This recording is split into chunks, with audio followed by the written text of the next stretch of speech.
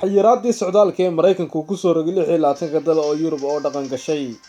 Madaxweynaha Mareykanka Donald Trump ayaa xayiraadii socdaal ahayd ee uu ku soo rogay 26 dal oo Yurub ah waxa ay ka dhaqan gashay wadanka Mareykanka, arrintaas oo qayb ka ah qorshe ay kaga hortagayaan oo lagu xakameynayo dhibaatada cudurka coronavirus.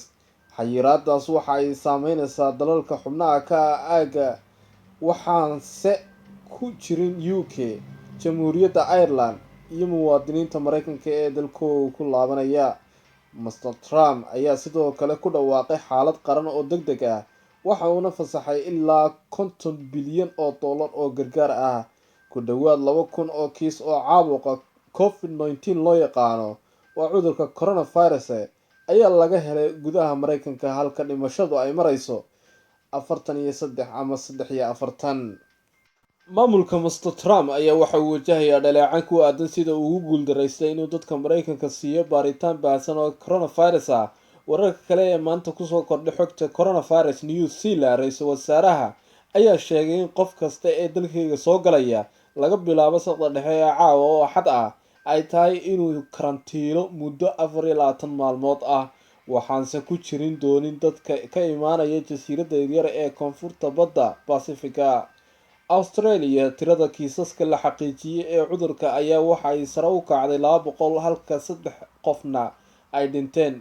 Shiinaha, mas'uuliyiinta ayaa sheegay in 13 ay dhinteen, 11 kiisna oo cusubna cudurkaasi ahna la arkay.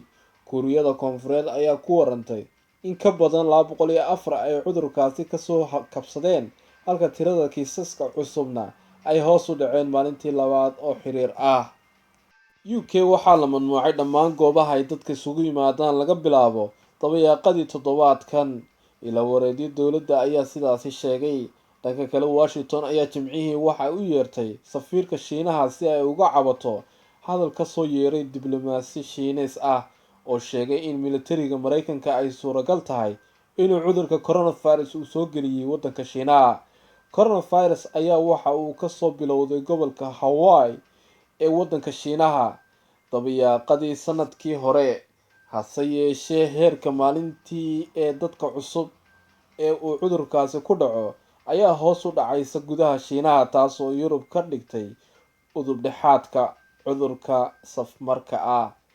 Talyaaniga ayaa Jimcihii waxa uu diiwaangeliyay maalintii ugu dhimashada badnayd oo tirada dhimashada waxay gaartay 250 qof oo 24 saacadood naftoodii waayay, taasoo tirada dhimashada ka dhigtay 1266